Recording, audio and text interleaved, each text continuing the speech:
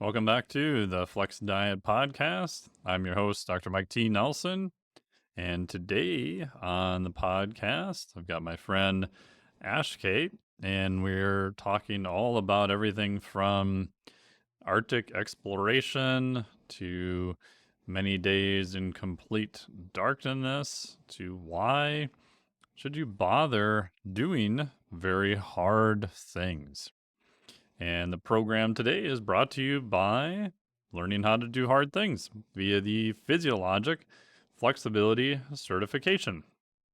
It is open now, depending on when you're listening to this, until September 12th at midnight, 2022. So go to physiologicflexibility.com, and there you'll learn all about everything from cold exposure to heat, high intensity interval training, low slow distance training, fuel systems, all the way from ketones to carb loading, and different breathing techniques also. How does your body regulate oxygen and carbon dioxide? Again, the goal of all of those things, of doing harder things, such as getting into cold water or turning your shower towards cold, is that you're training the four pillars of homeostatic regulation in your body. And by doing that, you can become more resilient, increase your recovery ability, have more energy, and just overall become more anti fragile. Your physiology wants to take the path of efficiency, and there's definitely many times and places to do things that are harder. But what are those things? What is the payoff? And then how do you set them up to do them in a way where they're very progressive? If you go on any social media, the trend, as always, is what is the hardest thing you can do? And what I've noticed from practice and reading a lot of the research is that's probably not the best starting point. You may work your way up to it, but it's definitely not the place to start. So go to physiologicflexibility.com for all the information there. It is open through now, through September 12th, 2022. If you're listening to this podcast after that time, you can still go to the same link and you can get on the wait list via the newsletter for the next time that it opens. So enjoy this great conversation with Ash K. We talked, as I mentioned at the top of the show, about how to do hard things, why you should. And he just really has a very fascinating story. I originally got hooked up with him through Zach Bitter, and we did some consulting calls on how to set up Ash K's nutrition, because he is working to be the first solo explorer to entirely cross the continent of Antarctica. So I'll link to the podcast that we did on Zach's program also. So I've worked with him on nutrition to figure out what is the best nutrition approach in terms of should you be ketogenic, when should we increase carbohydrates, etc. Because he is doing the Antarctic exploration crossing entirely unsupported, meaning he's going to be pulling all of his own gear with him, which adds a whole another wrinkle into it, especially when you have to look at the weight of everything and the return on that investment. So enjoy this great conversation with Ash K.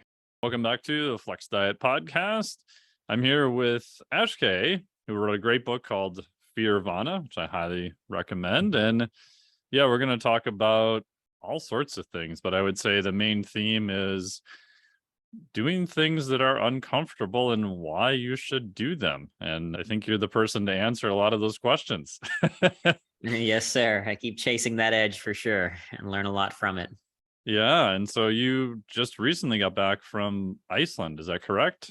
My most recent expedition was 5 days on a glacier in Iceland, training with a friend slash far more experienced polar explorer, Lou Rudd and Wendy Searle, who were training me in some solo polar exploration, the tactics and skills and the strategies for solo polar exploration specifically.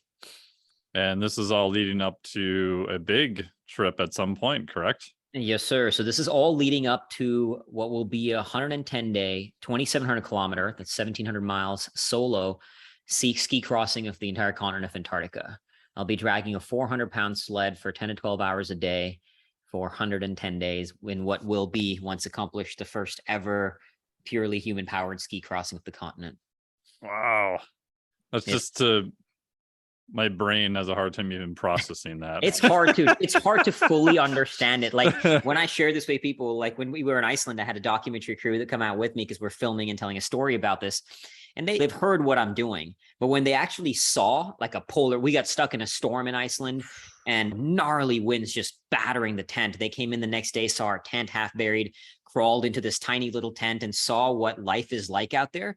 You start to get a little bit of a feel for it. And then we had a day in Iceland where I was dragging the sled for 12 hours. I put 7 rocks in my sled just to increase weight because, of course I had to. Of course you do that. Well, just make it harder. To increase the suffering, exactly. To increase the level of hardship out there. And the prospect when I was dragging this sled, 7 rocks, up a steep hill with full skins. So skins are these things you put on the bottom of your skis, right, to get grip, full skins, and just going up there and fighting for every step in slushy snow. Ugh. And the prospect of doing this for 110 days was horrifying. Absolutely. What's your mindset at that point? What do you think of? Because I would imagine it's very easy so I always think of it as either the upward ascension or the downward spiral. And humans, myself included, it's very easy to get on the downward spiral and just ride that all the way to the bottom. Absolutely. How do you try to not let your brain go in that direction? It's a great question. And it's a constant battle. There was a moment on this particular day where I had climbed up the big hill and I thought I was pretty close to camp, maybe 30 minutes or so. I look at my GPS and it turns out I'm still 2.5 miles from camp, which in ski distance was like 2 hours or so, something like that. I forget how long it took, maybe an hour and a half to. By the end of the day, it was a 12-hour day.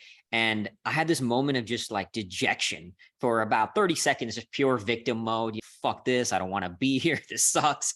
And I can't imagine doing this for 10 days. And then I was like immediately, talking about that downward spiral and then immediately having to temper that, stop feeling sorry for yourself and just take that next step. This is what brings me, there's many different like tactics that I use to navigate the pain cave, as I like to call it. But in this particular moment, it was just often what I go to is remembering that this is why I am there for that moment. If I wanted easy, I wouldn't ski 110 days across Antarctica, the most hostile environment on the planet. So those moments are the moments of pure transformation. Those moments are the experience of the divine. They are what I am there for. So when they come, sometimes it sucks. You're in them and the pain cave is really brutal. But remembering that this is what it's all about is a huge tool I use to bring myself back up that spiral, as you said. And I also just remember that I am blessed that I get to choose my suffering.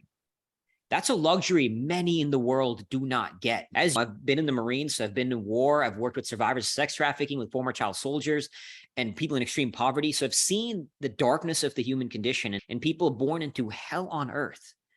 And they don't get to choose their suffering. They're forced into it.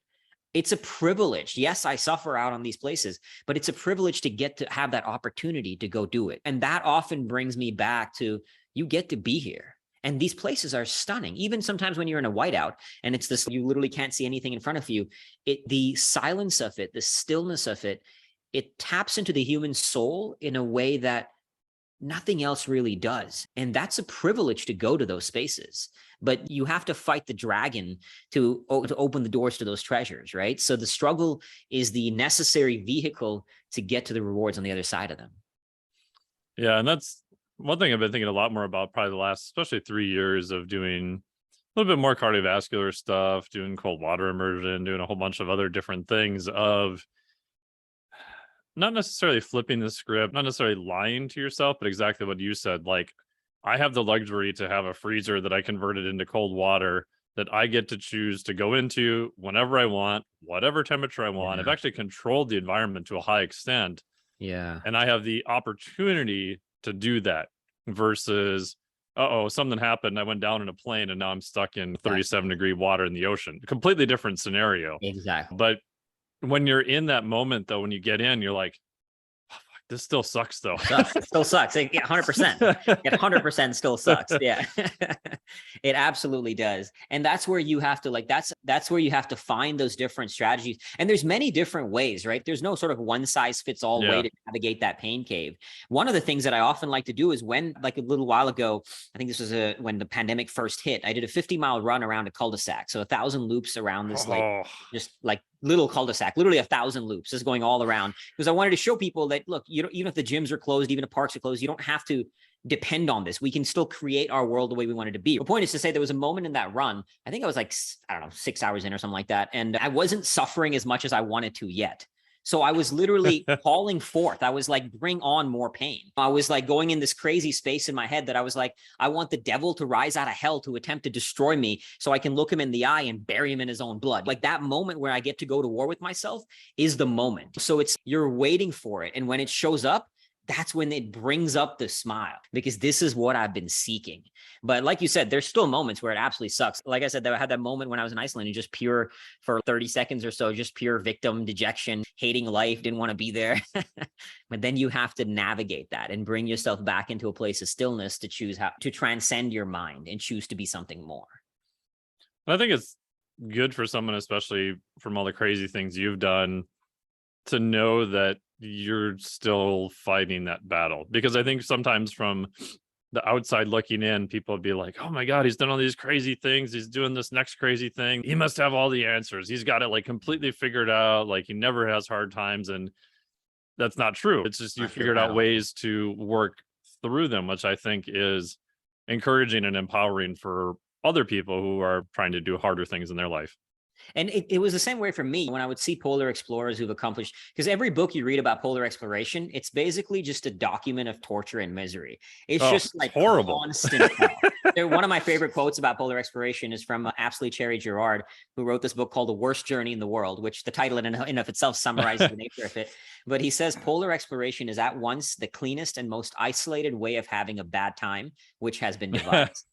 I could not agree more. Like I've been blessed to have experienced a lot. I've been in the Marines. I've spent 10 days in darkness. I've run ultra marathons, but not climbed mountains in the Himalayas, but nothing compares to the hardships of polar exploration, right? The relentless suffering in my experience, at least in terms of voluntary suffering, like choosing, getting to choose it. And when I see other polar explorers, I often think, oh, they don't have those hard moments. They're just like, they can handle it no matter what. But when you read the books, they go through those hard moments too. And that's to your point, which I think is such a valuable point. It's that it's not that we don't go through those moments that are really hard. And even in the normal world, I still struggle. I still have low moments. I'm human. And the difference is that I've practiced over and over again and trained myself to transcend them. And the more I play in those edges, the more I seek out that next hardship, the more I develop tools to transcend even in the normal world. And that transcendence is ultimately, to me, like somebody once asked me, what is life about? And to me, if I had to summarize in one word, it's transcendence. And those spaces of suffering, I go there because of the transcendence. The suffering is just the means. It's not the purpose. The purpose is what you experience when you find something in the human spirit to rise above it, to transcend it. And it's whatever our version of this, it's God, it's the divine. It's like you tap into something that is so beyond you as one individual. It's hard to even put into words until you've been in that space. But it is a profound experience that in a way it is its own kind of addiction. Yeah, I think it's fascinating how humans and physiology is almost like this duality wired, where our physiology is definitely wired for survival and efficiency. So with my clients, people are like, oh, why did they go and get fast food? And then don't they know that's horrible for their system and all this stuff? I'm like, but they're wired to do that. Like subconsciously, if you could get 1,500 calories for $1.75, and now you just push two buttons on your phone and it shows up at your door, like to your Stone Age physiology, that's amazing. That's a huge amount of calories for very little effort. But then on the opposite side, you have this sort of desire and drive, I think most people do, to do things that you've never done before, which goes against all of your wiring of trying to be efficient. Like you're going to, whether it's a 2K on a row or ultra marathon events, whatever it is, there's this kind of weird desire to see where that edge is, to see like how far can I push it and still come out okay, which I always find is just both ends are just fascinating. Yeah, I love that you said that. I talk a lot about dualities in my own work, and the essence of Fearvana in and of itself Yeah. at a meta level is a duality, right? Like fear and nirvana, that are two seemingly contradictory concepts that I've come to learn over a lifetime worth of experiences are in fact complementary, and they can coexist as one. So I love that you brought up the duality, and I do think these, like darkness and light, life and death, these forces that we deem as polarizing, as contradictory, they can play together as one. Perfect example was that seeing light in a dark room. When I spent 10 days in darkness, the brightest white light I've ever seen in my entire life was sitting in a dark room. And you see viscerally, you experience oneness of dualities coexisting.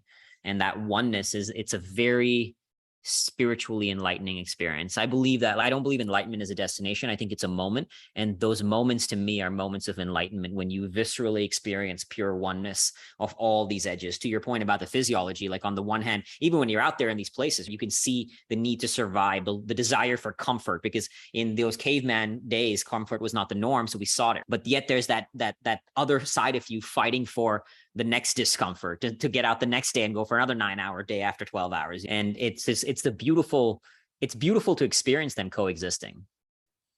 Yeah, one of my favorite lyrics is from Andrew Schwab, who's one of the lead singers of the band Project 86. And he has a quote in one of his songs that says, I fight to remain unbalanced, which kind of goes against everything we're taught. So my bias of his belief is that you're like, balance is a myth, and you want to try to be a little bit unbalanced because that's where all the cool stuff is. Yeah, I couldn't agree with you more. I say this even in the context of mental health in my teachings in Fearvana, that I think the biggest mistake we make in the realm of mental health is that it's this kind of this state of homeostasis with all harmony, right? But you're going to have shit in your head. You're going to have doubt. You're going to have fears. You're going to have stress. You're going to have anxiety. And mental health to me is the acceptance of that. It's harmony attained through disharmony, or balance through imbalance, and accepting that and embracing that is actually how you find peace. So I love that quote. I hadn't heard that before, but I fully resonate with it. And I'm playing on those edges. The inherent thing of being on the edge is you're not balanced. You're on the edge. Right. So that's the nature of the edge. But when you play on those playgrounds, you bring back, like for me, because I get to go there, the wisdom I learn on that edge allows me to come back and now do the work I do to help other people navigate their own version of darkness. Everybody's battling their own version of a polar storm, whatever it may be. And when you seek it actively, you gain wisdom that a book cannot teach you. Don't get me wrong. Love reading, obviously, but knowledge is different from wisdom, right? Like knowledge to me is learning, wisdom is experiencing. And there on those edges, do you gain a real world experience of the human soul that you can then use to guide others, and as well as, of course, yourself through whatever life throws at you. Yeah, and there's been some arguments about even the range of, say, mental health, right? So one of the models I like of that is called the entropic brain theory. And it's just that everybody's brain needs a certain amount of variability. And if we have way too much variability, you may be schizophrenic or manic bipolar. If you have very little variability, you may be more on the autism type spectrum. And so their argument is that we can put all these kind of neurologic diseases in one quote unquote line by looking at the amount of variability. And the kind of the other argument with that is that it is our goal to really treat everyone all the way and push them all the way back into the center, or is it to be more accepting of what is it they want to achieve in their life and appreciate the differences between one person and the next? And if we push everyone to be homogenous, do we crush a lot of creative people and artists and people who are on the spectrum and on the fringes of that, which I think is a super interesting discussion. That is interesting. Never heard that idea before. That's really fascinating. Yeah. And I think about just the different people I know who are probably on those other ends of the spectrum. It's refreshing to talk to them and see a different perspective that I probably would have never thought of in a million years.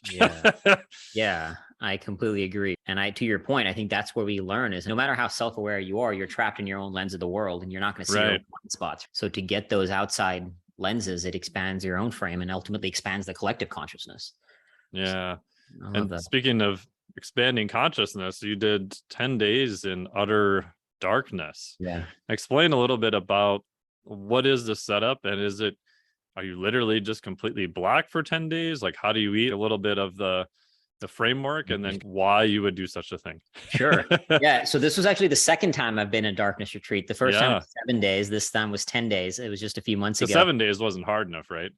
It was, I wanted to go deeper because Yeah. in the 7 days, I had the most intense experiences on day 6 and like kind of the last day. This time I wanted to go deeper. I also entered over there so I guess I'll start with the logistics and then why I went into it. So logistically, yes, to your question about the darkness, you're in complete darkness for the full time, 24/7. You literally cannot see your hand in front of you. It is pitch dark. And the way it works, you go to these places where they're darkness retreat centers. So they're set up to do this because people have asked me, can't you just do this at home? But you can't because there'll be ambient light beyond other distractions, but even ambient light, because part of the value of the darkness is your brain, they say, starts to release DMT, one of the primary ingredients in ayahuasca. So you start experiencing hallucinogenic shows, like light shows, which I viscerally experienced both times. Light's as bright and as real as anything else you can see. And so the way the food worked is both times I chose to do first time I did smoothies, this time I did a juice fast. So twice a day, they would bring a juice in a double door system. They would open one door from the outside, put the juice, close it, and so that way it stays dark. So I did juice fast for about 8 days or so. And then the last 40 hours, I did just a pure water fast because I wanted to throw in some more suffering to the experience by adding hunger. So 8 days of juice fast. I was feeling hungry on day 1, especially when you're a polar explorer, you're constantly trying to be fat. So I have like this belly that I'm constantly trying to develop, which needless to say, I lost some weight out there. But logistically, so you're eating the juices in the dark, everything completely in the dark.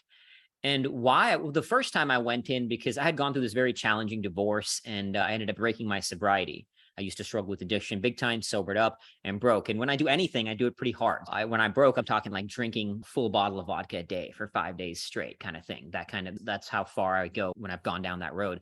So I didn't like that. I didn't like that version of me. And I had done a lot of hard stuff by then. I'd already written Fearvana. I'd done a lot of climbing mountains, ultra marathons. So I wanted to explore a different edge. And darkness stumbled into the concept. I had no idea this was a thing, darkness retreats. And I stumbled into this concept and it was very alluring because of the fact of how intense it would be. And to experience stillness at that level. Stillness is something I think we all fear. It's not a fear that if you ask somebody, what are you scared of? I don't think most people would answer stillness. But the fact that we do everything to distract ourselves, as Carl Jung beautifully said, he said, people will do anything, no matter how absurd, to avoid confronting their own soul. And I think our world is a very clear depiction of that. So to confront stillness at that level was very alluring to see what I would find. But this time I went into the darkness with a very different reason. Mind, body, and spirit, I was in a fantastic way. I went in not with to heal the past. It was more training for the future. I wanted to go practice solitude and train my mind and my brain for what's coming. In 110 days, I'll be the most isolated human being on the entire planet.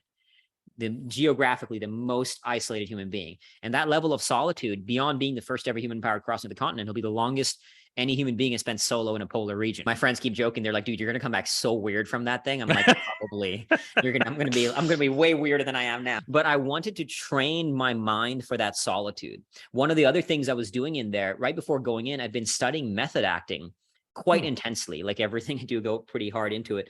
So I was going deep into studying how actors, especially the best method actors around, specifically Daniel Day-Lewis, the greatest there is, how he basically loses in his entire sense of identity to become the character he plays in the movie. If you think about the practical applications for us in personal growth, it's huge, right? Can you shed one sense of your identity that you've attached yourself onto and become whoever you want to become? And so I went into the darkness to practice and put to use these things that I was learning. And I had moments in the darkness where I was saying phrases and sentences and having thoughts that I had never in my life thought before. And I remember Daniel Day-Lewis once saying that when he gets into character, he has thoughts and feelings that are not his own. And method actors will dream as their character, not as themselves, which is so fascinating to me, how the mind can shed one identity and become another, right? And so that's what I was doing in there, was practicing. And I was literally pacing back and forth on this yoga mat, just stream of consciousness, like shutting off thought and talking out loud to myself. I was quite mad. If there was a camera looking at me, I'd look like an insane person. And I'm talking out loud and getting into this state, and this fire would rise and I would see these lights in front of me and I would say things that I've never said before. And it was surreal to build that. So that was the reason why I went in, was to cultivate who I need to be to make this very daunting journey that lies ahead of me. Very fascinating. Why do you think there is visuals? And obviously that could be from DMT, dimethyltryptamine, or if even beyond that, why do you think the brain is generating that? I've always been fascinated by that because we're, depending on what you read, 60-70% visual, like the amount of real estate dedicated in the brain to visual processing. It's distributed, but it's a massive amount. People who are deaf a lot of times will rewire the visual cortex area of their brain to map sounds to it. So it just seems like it's this very inherent thing that we're so relied upon, and now it's like absent for 10 days. Yeah. I studied a lot of this when I wrote Fearvana, because I did a lot of research in neuroscience to write that. And it's an interesting thing when I went into the darkness about this, because if you read Fearvana, everything is research based. And there was a time in my life where everything had to be defended by science. I got to understand it. I got to know it. I got to find the answers. And coming back to duality, if you look at science and spirituality, or the practical and the mystical, or whatever word you want to call it, when it comes to the darkness, I'm sure there's a scientific reason, whether it be DMT or whatever else for the lights. I stopped asking the question of why it happens and just surrendered to that it happens. Because the version of me that when I wrote Fearvana, very scientific, everything practical, understanding it, like everything was research based. As in my own evolution of the self, I'm now embracing both sides of the duality and embracing the mysticism of the universe, if you will. And the lights there, it's weird because, and it's surreal to experience it because, for example, too, one of the harder things of dealing with the lights in the darkness was after about day 4, it was very hard to sleep because imagine having transparent eyelids. Every time you close your eyes, you're still seeing the same things as if they're open. And I'm seeing those lights, and often there's stimuli in the lights. There's things moving. So I'd be closing my eyes and I can't sleep because the stimuli is there. And very often, and my friend who did the darkness retreat as well said he experienced the same thing. So I have no idea why, but there'd be a flashing light that you'd see in your peripherals. So you're trying to sleep and there's a flashing light here. There's things happening here. And it's surreal. And I just think that, at least from a spiritual lens, the way I look at it is the lights have something to teach you. And very often in the meditations, I would see things in the lights that were giving me answers to questions. I had a conversation with what I would deem to be God. I know that may sound crazy, and we all have our own version of what God is, but I had a conversation with that. I was seeing lights of shapes of like kings and crowns and these different lights things during my meditations. And these meditations must have lasted hours. And so I just, instead of trying to explain what that might be, where one version of me many years ago would, I just surrendered to the darkness and whatever it would reveal to me, and allowed myself to take the lessons from that, if that makes sense. Yeah, no, totally. Even for myself, I think about that with some other experiences. It's, on one level, I want to know why, and I think science is a very good tool for trying to figure that out. But at the same point, the further I've gone down that path, the more you realize of how limited it can be in answering certain questions. And then you add in the amount of resource time based on what we currently know, etc. It's never ending. So I think of it as, again, like two paths that are similar.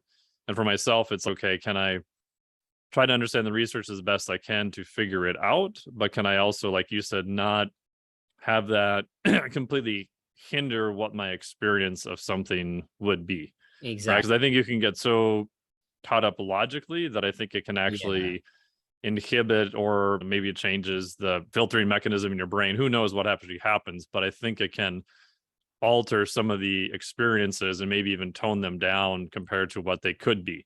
But then you also start sounding like a crazy person too. So you're like, are you a scientist? Are you doing the science thing? Or you're way over here doing what are you doing? No, I get it. It's this fact. Yeah, I completely get it. And I get called crazy all the time, as you might imagine. But I do. So that's why I think the duality can coexist. And I think sometimes people do have a hard time with that. If I share something based on research, it makes sense to someone's logical brain. If I say something like, I don't know why this works, but you should go spend 10 days in darkness, it doesn't click as well if it doesn't have that. But I think because I'd always struggled with that. I would always ask questions too. Like when I went into the darkness the first time, I struggled a lot with survivor's guilt from the war. And I've always felt like, why do I get this life? I remember once I did a 167-mile run across Liberia to help raise funds to build a school out there. It was just under a marathon a day for a week. And on the first day of the marathon, the run, I met these 2 kids, Blessing and Emmanuel were their names. And one of the kids had lost his mother in the war. His father left. He was staying with the other kid. One of them wanted to go to med school. The other wanted to go to vocational training school. The odds of that happening were damn near zero, right? They lived in a village in Liberia. And after that run, I was just running. And like, the only thing that separates me and that kid is I was born to great parents in India, and I've lived a fantastic life as a result of that. I've been blessed with a million times more opportunities simply as a result of because where I was born. And then I look at like the war. My friend got killed with an IED. Whereas when I was in Iraq, my vehicle drove over an active bomb, but didn't explode. And when you try to ask the questions, why does that happen? You can never answer that. Yeah. And so in the darkness, I surrendered to, look, it is beyond me. If there is a grand plan, I have no idea what it is. I don't know why I deserve to live when they did not, why I deserve what I've done.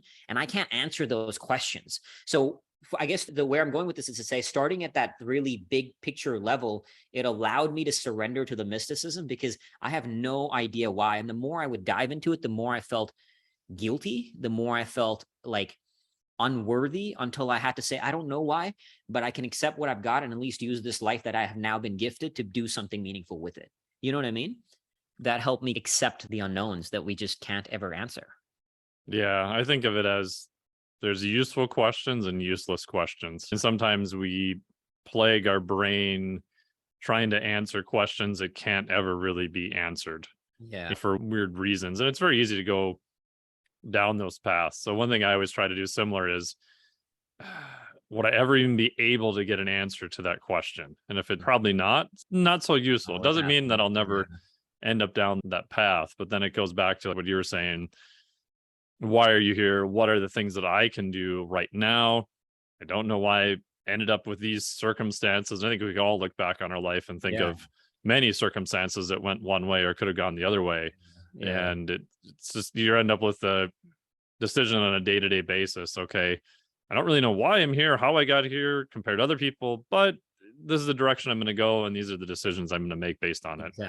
Exactly. Moving forward, what can I do with it? Yeah. And the stillness thing is really interesting also.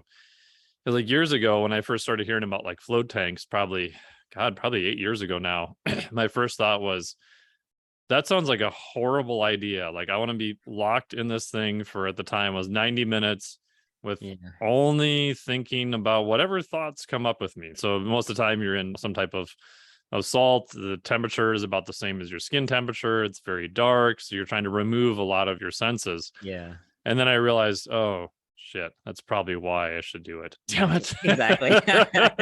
Exactly. And even just doing that for the first time for 90 minutes, the longest I've ever done is 2 hours. And it's very useful, but it's also one of those things, until I was confronted with it, I would have never said it's something that I was fearful of doing. Yeah. It's a weird unconscious thing. Like, you always think of, like, I'm afraid of heights or other things where there could be more physical damage, but I'm probably not going to drown in here. I'm going to be safe. Everything's going to be fine.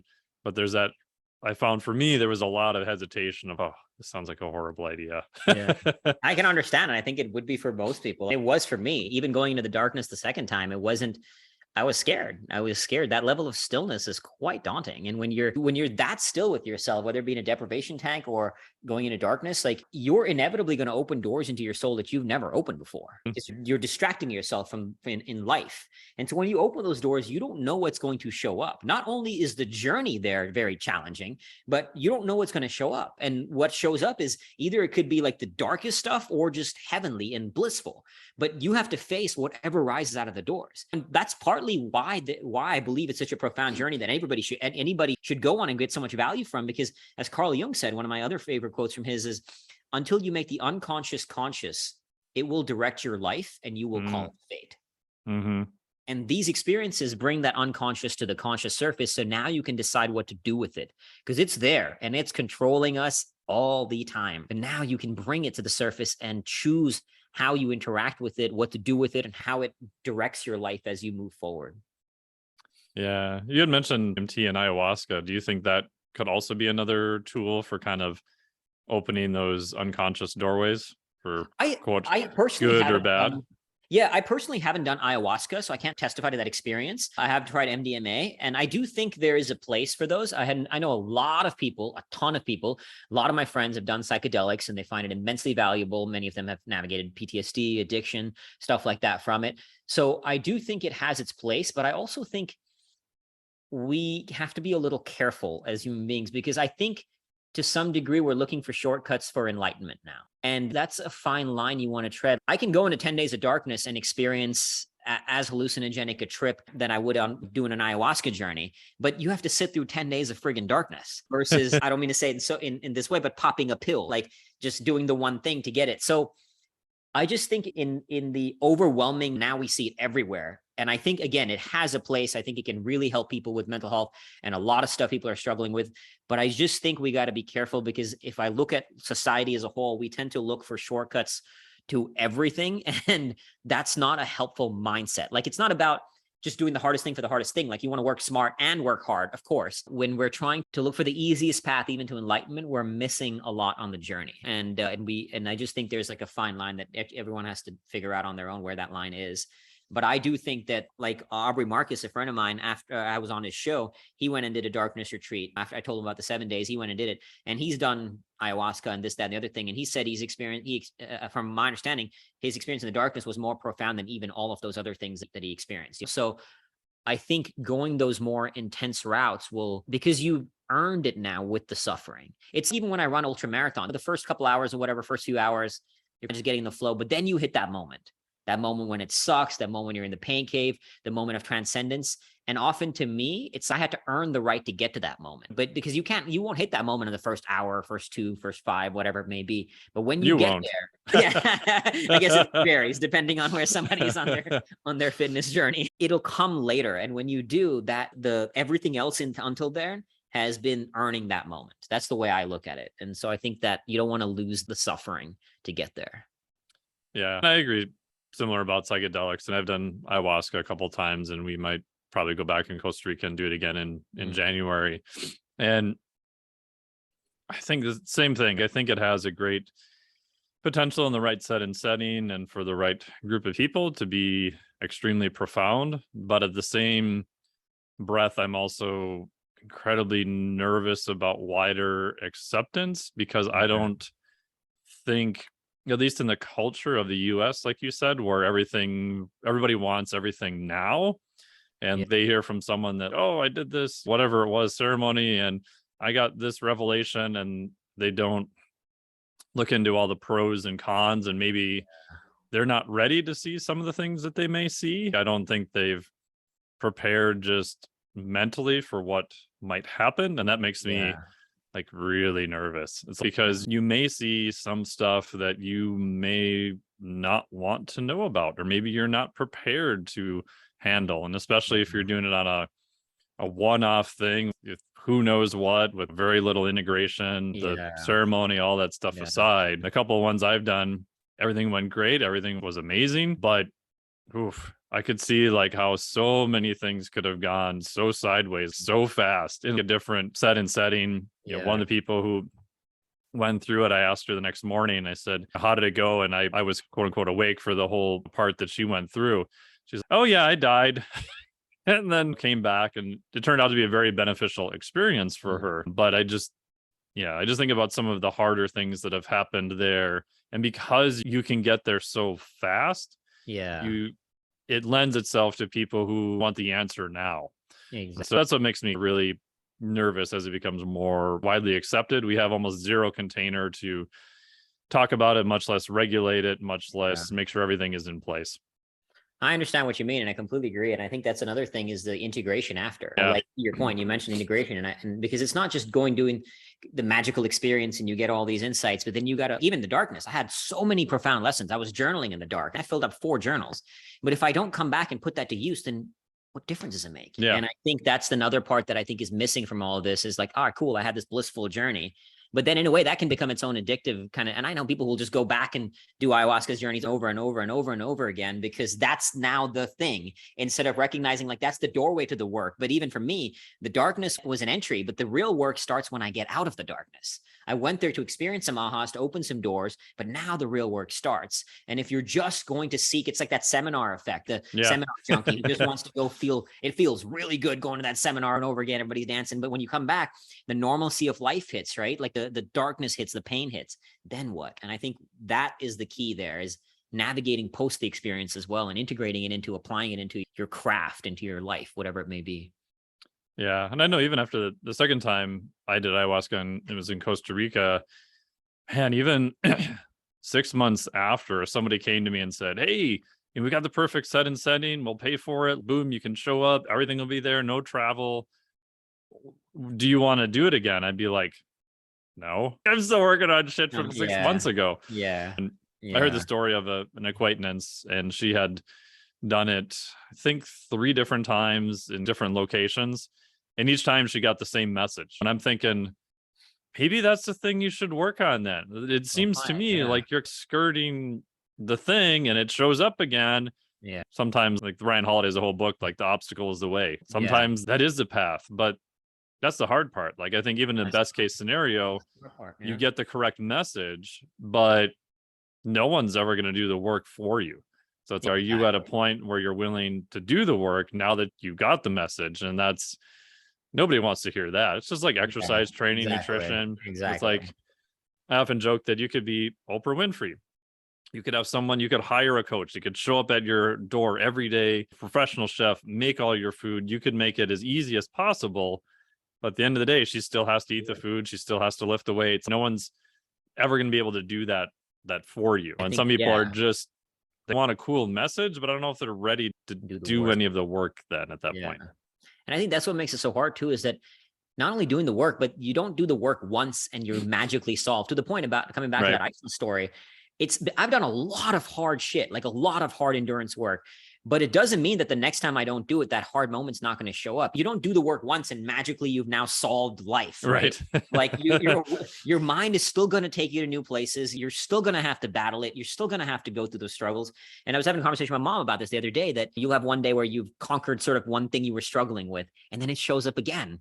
And you're like, damn it, I thought I had this figured out. And that's not how it works. There's always something. And that relentlessness of it is, I think, where some people struggle. And that's the key, is like the very essence of what I do in Fearvana is like the core mantra is suffer. Once you develop a positive relationship to suffering, to struggle, to that work, it's the most important skill to master. Because if you can suffer with a smile, you will be able to handle life not only when it punches you in the face, but when you're doing the conscious work for your own craft to attain mastery and growth at that craft, whatever it may be, it's going to be hard, right? So if you can fall in love with that process, no matter how hard it is, you will get whatever it is you want. Ultimately, why do we do anything, right? You can put it under the umbrella of happiness, fulfillment, inner peace, whatever terminology you want to use. The ability to suffer well will lead you there. And that's about falling in love with that work. And look, I'm not perfect at it either. And I want to make that very clear. There are days when it's hard, man, and it sucks. And I wish this was easy. And then you have to fight that again. And it's the human experience, but it's like constantly battling that and embracing that process. Yeah. One of the terms I like is just the violent consistency of doing the next thing. And Like, that's oh, just wow, never, consistency. it's just never going to stop. When you Yeah. hit whatever goal, you're going to want to do the next thing or go in a different direction. And even with, not so much now with clients, but 10 years ago with clients, I would always kind of screen them a lot more for language. And it would always be interesting to say, okay, you came to me with this goal. Let's say you put in 6 months of work, you magically hit that goal. What do you want to do next? And my little weed out question was, if they couldn't think of anything next, I was like, because they put this thing up on a pedestal. And once they hit it, they think, once I did the 405, my life is magically going to work, or I make $1 million, or I lose 10 Yeah. pounds, or whatever. Yeah. And then you talk to people who have done those things and they're like, yeah, it was cool. I wanted to do it. It was great, but I want to do this next thing. Yeah. I think we kind of glamorize our own goals in our head and think that other people will be impressed by it. And most of the time they don't care. And that's totally fine. But I think realizing that it's something that you want to do intrinsically just because you want to do it, that's good enough. Like, you're good then. And to your point, whenever you get there, wherever the there is, I've lost the 10 pounds, the $1 million, there'll be new problems. And one of my mantras is progress is not the elimination of problems. Progress is the creation of new problems. Better problems. Yeah, exactly. You want to have up-level your problems. When you're making $0 at a startup, you have problems. When you're making $100 million, you have problems. They're just different. So I think, yeah, to your point, we live in a culture that frames that I'll be happy when I get there. And if you live with that mentality, I love that weed out question, you're setting yourself up for misery, because you're going to get there and being like, oh shit, something's still up. There's still a new problem. And then you're just constantly on this hamster wheel of misery instead of just embracing the constant like evolution. Because if you fall in love with the problems, on the other side of every problem is a new solution, is a new awakening, is a new opportunity, right? So I'm looking for the next problem to solve because I know it will lead me to a next stage of my growth. And that journey is like one of my favorite quotes is from Vince Lombardi, who said, "I firmly believe any man's finest hour, the greatest fulfillment to all he holds dear, is that moment when he has worked his heart out in good cause and lies exhausted on the field of battle." Yeah, I like that. Yeah. Yeah. And That's what it's we see about. this a lot in fitness, especially with body comp. And I'm in this like we're working with clients early on that, oh man, if I just lose the 25 pounds, I'm going to be happy. And no, like when they hit their goal and they weren't happy at all. And so one of my little phrases I tell people is like, you can't hate yourself lean, right? If you, we've convoluted both issues together. It's if you want to feel better about yourself and you have some things you need to work with, then by all means, go to a psychologist, go something down that path. If you want to get leaner or hit a performance goal, then work with someone in that direction. And there's a huge amount of crossover. But I think a lot of people are like, I was just 20 pounds leaner, I'd be happier. Probably not. Like just work on being happier now and still work on your other goal. Exactly. That's fine, but they're a little bit different. I think we've thrown them all into one big mess. Yeah, I totally agree. I understand what you mean.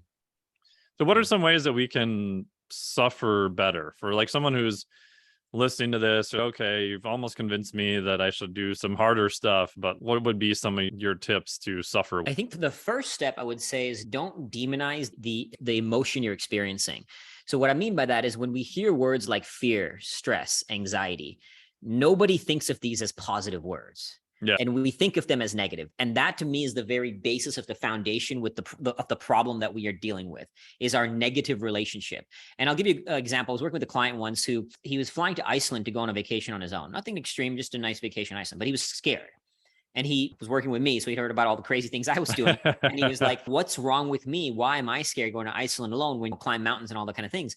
But the thing is, my brain has just developed different references over time. I wasn't always like this. I used to be scared of Ferris wheels when I was a kid. Not even like a roller coaster. A Ferris wheel scared me. So I've developed over time my brain has different references that now a solo trip to Iceland won't scare me. I have to push that edge a little further to warrant that emotion. So his problem wasn't the fear. It was he was judging himself for the fear. So that's step one, is let go of the judgment. You're going to see a ton of people say, and you see this in the biggest names in personal development, be fearless. They'll talk about overcoming anxiety, overcoming stress. The word stress is so demonized, right? Eliminated. Now, there is such a thing as too much stress. It's the duality again. With stress, you got to balance it with recovery, so on and so forth. But stress in and of itself is not the enemy. So when you accept that, okay, I'm feeling scared, I don't need to beat myself up for this fear. Like I get scared sometimes sitting I live in a very safe place in Scottsdale in Arizona. And sometimes I'll be sitting in the room in my house alone and suddenly fear will show up.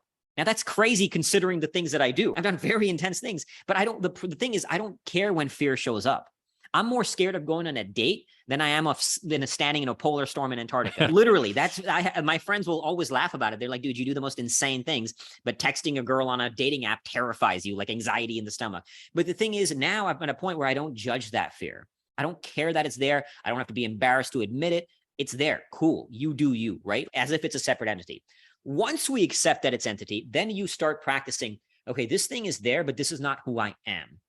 This is a big mistake we all do, is we identify with the emotion. Like people say, I am depressed, I have depression, and it becomes their very self-identity. Instead of saying, look, my brain's going through this from a time to time, but I am not my brain. My brain is not me. So this is one of my core mantras that I say a lot, is you are not your thoughts, you're not your feelings, you're not your experiences. You are the thinker of your thoughts, the feeler of your feelings, and the experiencer of your experiences. I like that. There's a space between what is and who you choose to be outside of what is. So once you accept this fear is here, this pain is here. Okay, but this is not me. I don't have to define myself with this. Got it. Now I can create a bit of space, right? And neuroscience has actually shown that simply by labeling the emotion, it actually reduces activity in the emotional parts of your brain and increases activity in the part of your brain related to focus and awareness. So you're essentially separating yourself from that emotion, right? I'm feeling fear, but this is not who I am. Got it. What do I do with this now? Now you actually have to put it just to step into the arena. As I said, I was scared of Ferris wheels. Today I go into a polar storm in Antarctica. That didn't happen overnight. I worked that ladder of risk 1 inch at a time. So step into it a little bit. Like ultimately, and this is the key part, nothing I say, nothing you say, no book is ever going to take away from the fact that you're going to have to step into the discomfort. Like, but I think sometimes we think if I hear this podcast or read this book, then it'll be good. I'll be gold. And that's not, we talked about this, right? You're going to have to at some point step into the arena, whatever your arena may be. And so these previous tools are just to help you navigate the emotions of it. Then you got to step into the battlefield and work your way up, right? If we use running as an analogy, you're not going to run an ultra marathon your first thing. Maybe go for a 1K, maybe go for a 2K, 5, whatever it may be.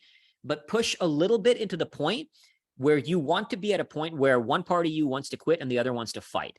Like you want to feel that war with yourself. When you feel that, you're in the right space, you're in the moment. And doing it incrementally will allow you to consciously navigate that instead of just surrendering to it. Okay, I'm there now. This really sucks. I don't want to be here. But now I know this is what I was actually striving for. This is what it's about. Once you do that, and then you go to battle with yourself once, and you've come back from that battle, what's really important is also how you talk to yourself after. What we often miss out on doing is celebrating and acknowledging ourselves for the win. Right? So confidence happens not just there's confidence is doing the hard thing and surviving it, but the other part of developing confidence is actually acknowledging you did that thing, how you talk to yourself.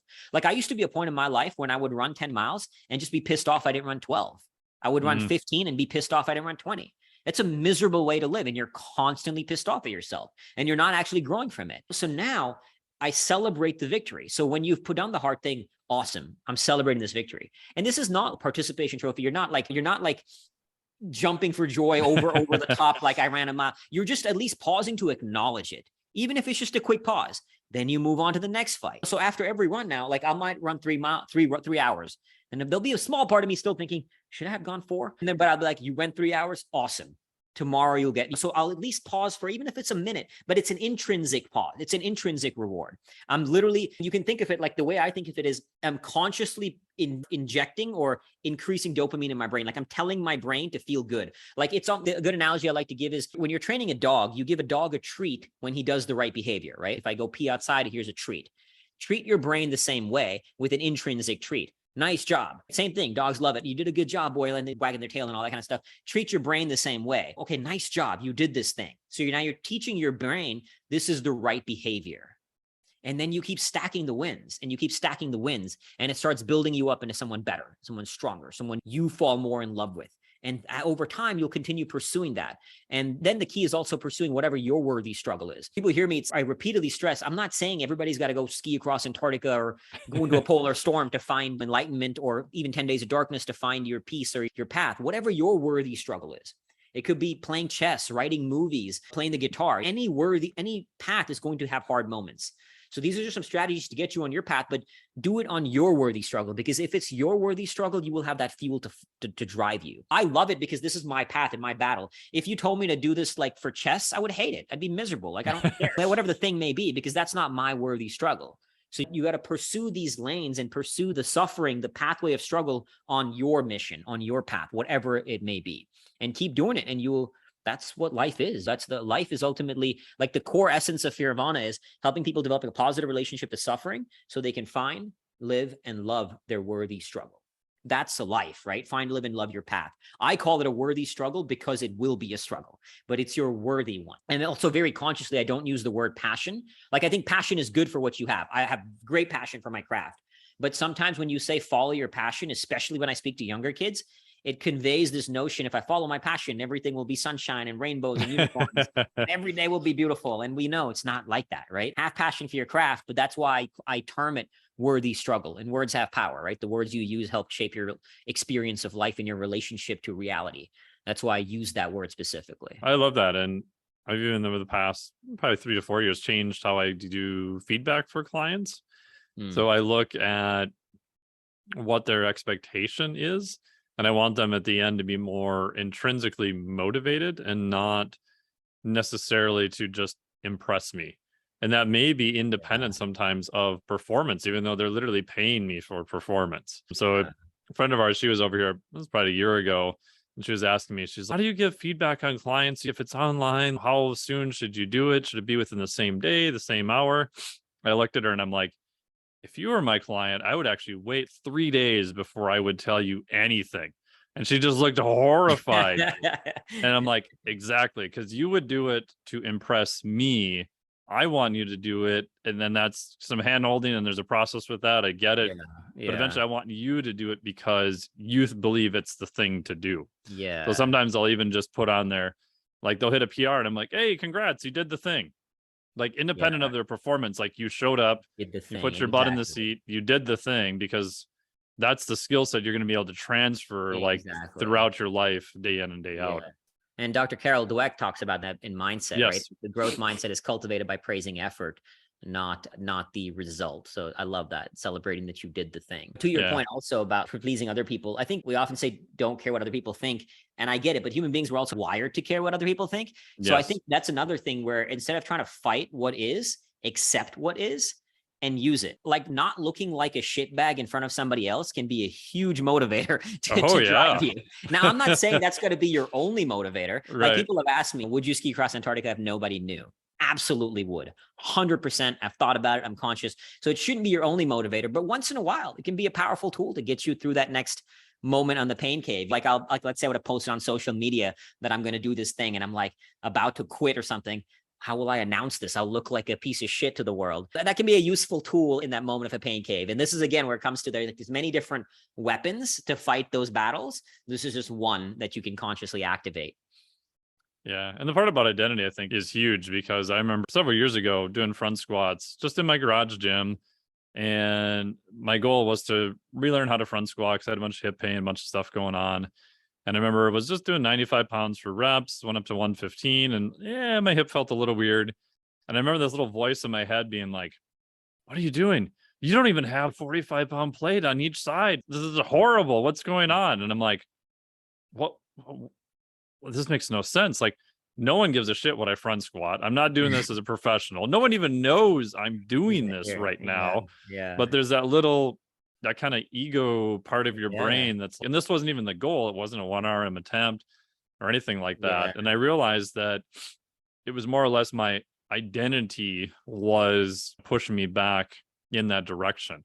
And so Yeah. even with clients, like just looking at how they phrase stuff. So I may point them out and say, okay, you're not someone who is, you're someone who does front squats or whatever the thing is, like exactly what you were saying. So Yeah. they can not have their identity so wrapped up into the thing that they're doing. Because it's very hard to change course at that point then too, if something comes up.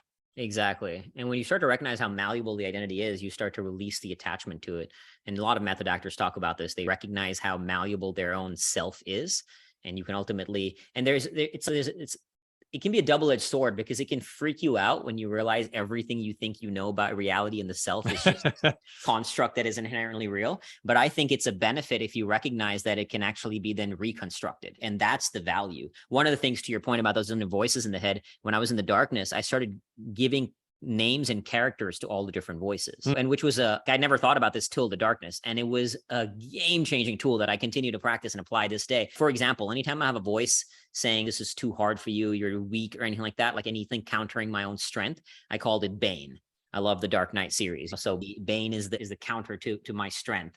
Anytime I have a voice about that ego, what will this look like to other people? I call it Xerxes from 300. So I had these characters, and by doing this, it was a really valuable exercise because it allowed me to disidentify from that thought as me and recognize it as a different, almost like you and me are having a conversation. I'm having a conversation with this other character in my head, and I am someone different. And by doing that, I could disidentify from that voice and ultimately choose who I want to be outside of it. It was a pretty cool practice that I started incorporating in the darkness and have continued to apply since. I think isn't there a whole branch of psychology that has people by the different thoughts they have to depersonalize them and file them in different parts of the brain, but I could be wrong on that. Perhaps. And one of my friends I was sharing this with, he was mentioning that movie. There's that Disney movie, Inside Out, the Pixar movie. Oh, yeah. Where it's actually a very well done movie. I saw it just out of curiosity. And it was like it has the characters are emotions, right? There's guilt, there's anger. And I read about it that even they actually studied neuroscience to create that. And it's very well done because it also doesn't demonize the quote unquote negative emotions, which I think a lot of people do. And guilt has its place. Sadness has its place. They're not bad emotions. They're just emotions. So you can, to your point, you can file characters, you can name emotions, however you want to do it. For me, I'm not naming the emotion specifically because those are very fluid and they're crazy. So I'm naming it more in terms of a voice that has its own persona to it. And that persona is a different identity than me, than the highest version of me that I want to be. Yeah. And I also like what you're saying about just taking a incremental pathway to build up to whatever it is, because especially now it's very easy to look at, I always think of like X Games athletes and people who do crazy. Like one of the guys I really like is Travis Pastrana, right? The first person I think to ever do a backflip on a motorcycle. And you see them do crazy stuff and you see them pull off the event that people thought was impossible. What you don't see is all the preparation, the intermediate steps, the foam pit he built in his backyard, like how much time and thought and preparation went into it. It looks crazy, but you talk to them, they're like, yeah, I'm a little apprehensive about it, but it wasn't a stupid thing they were doing. Like they had incrementally raised it up so high over months to sometimes years. To the outsider, the thing looks crazy. And a lot of times it is like the first time it's ever been done, whatever it is. But I think we miss all those incremental steps and all the thought and preparation and everything that went into it ahead of time. Yeah, that relentless work. And that's where that's where the work lies. That's where everything lies. It's in that just day to day to day to day. But falling in love with that process is how you can sustain it, bringing yourself back into the presence of it. Because if you let your mind, it's like running an ultra. If you're running on the first hour and thinking about hour 24, you're going to lose your mind. You're not going to, if I think on day 110 and I'm on day 1 in Antarctica, there's no way my mind's going to break. So you got to bring it back to this is the thing right here. And you're going to have to keep bringing it back. Like I had moments in the darkness where, especially in the last day, where I mistimed, like in my mind, I thought it was like the documentary crew was going to come let me out. And I thought it was going to happen like around now. And then like looking back, I realized that I was way off. What I thought was actually early morning when they were supposed to come get me was actually night. And so in my mind, I kept thinking, why aren't they coming? Why aren't they coming? And then I'd have to navigate that. Okay, bring it back to the present. They'll come when they come. Who cares? And I'll be present for maybe an hour, however long. I didn't have a sense of time. And then it would show up again. So the thing is, you have to keep bringing it back. This is also why meditation, when people think with meditation, your goal is to silence the mind. And if you don't, you're failing at it. That's not it. The goal should be bringing your mind back to silence. Because nobody, even the greatest monk, is going to have a silent mind forever, right? Like the monk, you're gonna have silence, then it'll chit chatter and wander. Bring it back, chit chatter, wander, bring it back, and that's the goal. You're training yourself to bring it back into the now and that presence, and that's how you stay into the relentless grind that it takes to not just attain mastery at your craft, but even live a more blissful and happy life. Yeah, I like that about meditation. I think you're actually training the transition. You're training the transition to realize and the awareness to go, oh, whoops, yep, I went out that direction. That's okay. I'm not going to have any judgment. I'm just going to come back to the present. We did a mindset retreat with a buddy of mine, Dr. Ben House. It's his dad is a Zen priest, Mr. Kim. And so we're all excited the first time we did this, probably 4 years ago. And we get there and I purposely didn't want to know anything about it ahead of time because I didn't want to bias myself in any direction. I'm like, we're already going to be there for 2.5 days. And so we get there and he's like, okay, so here's what you do. You sit in this position, you have a nice soft gaze there. And if any thoughts come into your mind, you just acknowledge them and then let them go. Okay, what else? He goes, that's it. Now practice. And I'm like, that's it? He's like, yeah, that's it. That's basically it. He's like, how long do we practice for? He's rest of your life. I love that. I'm like, oh, okay. That's awesome. Yep. Awesome. But like anything, the more you do it, the get. But like on day 9 in the darkness, I would immediately get into meditation and have stillness, and eventually it would wander. But for a long time, it was pretty still. So that anything, you get better at it the more you do it. Yeah, and I would imagine you just have so many reps built upon reps in that environment also. So it's almost like you're, in a weird way, you're definitely pushing yourself, but yet you're trying to rig the deck a little bit in your favor by removing other stimulus at the same time.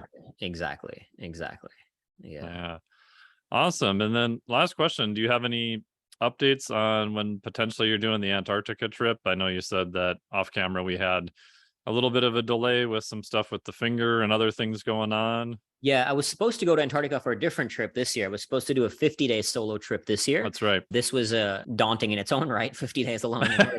It was actually a training trip for the bigger one, but because of my frostbitten finger, I lost my finger to frostbite in Antarctica.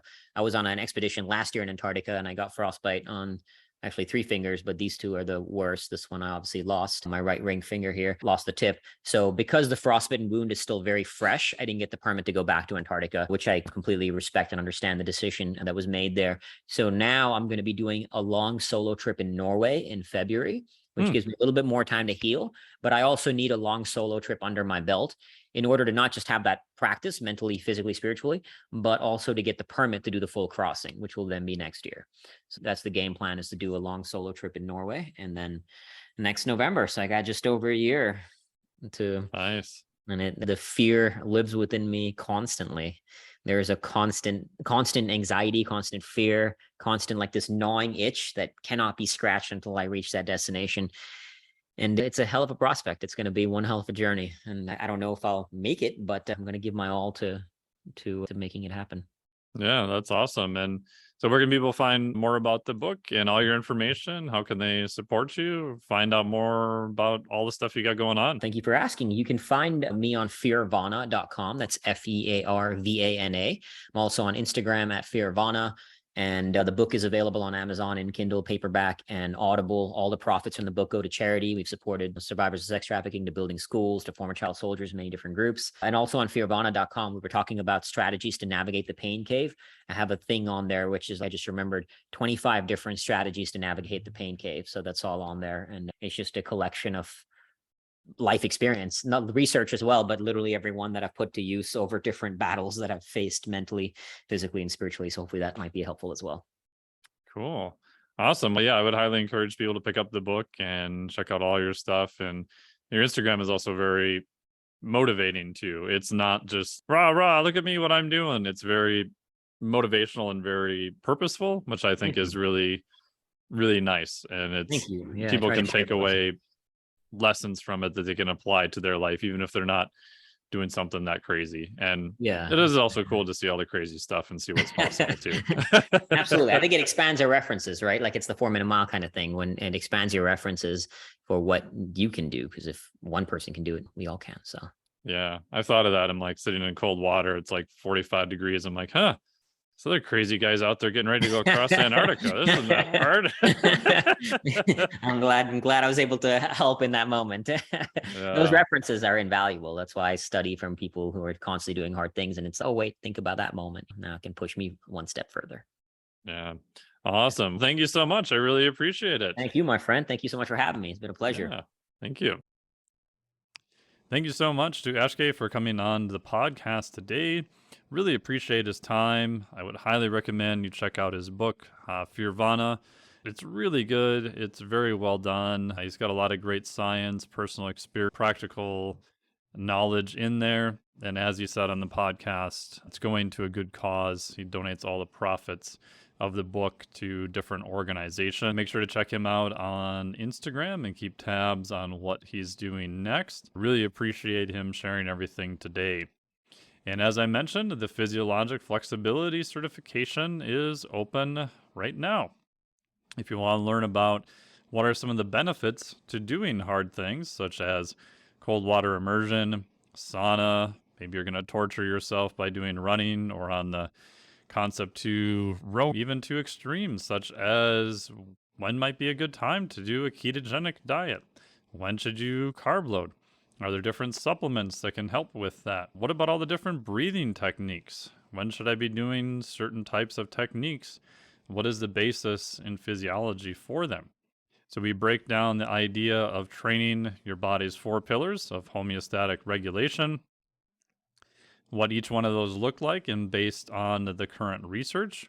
So we go really deep into the research on, say, cold water immersion, heat, and many others.